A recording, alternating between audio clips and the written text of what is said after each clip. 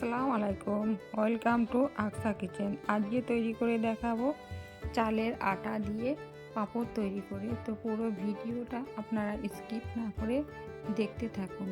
এখানে আমি 1 কাপ আটা নিয়েছি, একটা বোলের মধ্যে দিয়ে দিচ্ছি। এখানে দিয়ে দিলাম সামান্য নুন। আপনারা যদি কেউ মিষ্টি পছন্দ করেন তাহলে এখানে সামান্য চিনি দিয়ে দিতে পারেন। দিয়ে দিলাম কালো জিরে, 1 কাপ পানি। এবারে ব্যাটারটাকে আমি ঘুলে নিচ্ছি।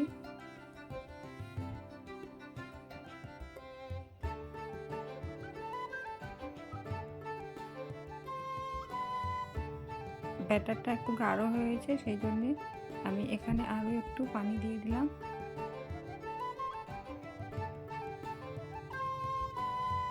এটা এরকম পাতলা করে ব্যাটারটা গুলে নিতে হবে। এখানে আমি এরকম প্লেট নিয়েছি, প্লেটের মধ্যে সামান্য তেল দিয়ে ব্রাশ করে নিলাম।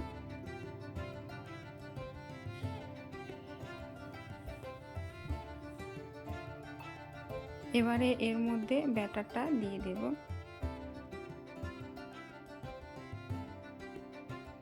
আমি এরকম করে একটু একটু ব্যাটার দিয়ে পাঁপড়গুলো তৈরি করে নেব। এখানে আগে থেকে কড়াই বসিয়ে পানি গরম করে নিয়েছি।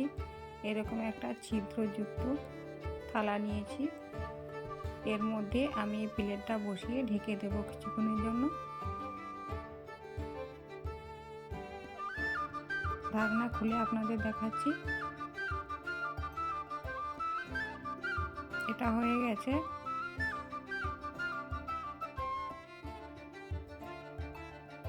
এবারে এটাকে আমি একটা চামচের সাহায্যে তুলে দেখিয়ে দিচ্ছি। এটা এইভাবে করে দিলে খুব সহজেই উঠে যাবে। আমি আরও একটি দেখিয়ে দিচ্ছি।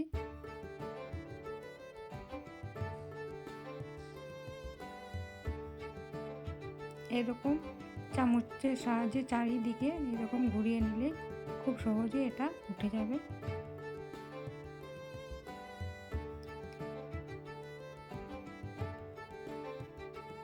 আমি এইরকমভাবে সমস্ত পাঁপড়গুলো তৈরি করে নেব। পাঁপড়গুলো আমার তৈরি করা হয়ে গেছে।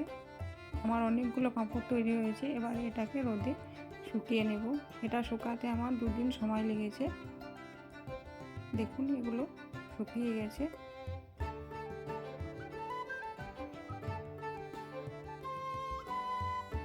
এক কাপ আটা দিয়ে অনেকগুলো পাঁপড় তৈরি হয়েছে এখানে আমার। এবারে আমি আপনাদেরকে ভেজে দেখিয়ে দিচ্ছি।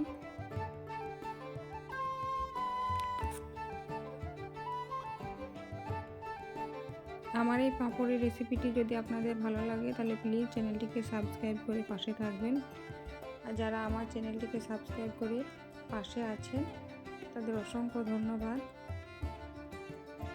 ফ্রেন্ডস অ্যান্ড ফ্যামিলির মধ্যে বেশি বেশি শেয়ার করবেন, লাইক করবেন, কমেন্ট করে অবশ্যই বলবেন কেমন হয়েছে। এভাবে আমি সবগুলো ভেজে নেব।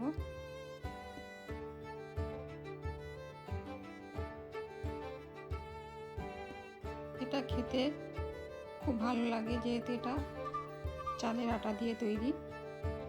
আপনারা একবার হলেও এটা বাড়িতে তৈরি করে দেখুন।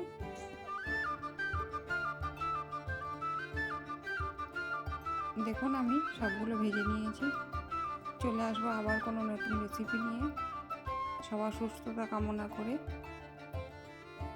বিদায় নিচ্ছি। ভালো থাকবেন, সুস্থ থাকবেন।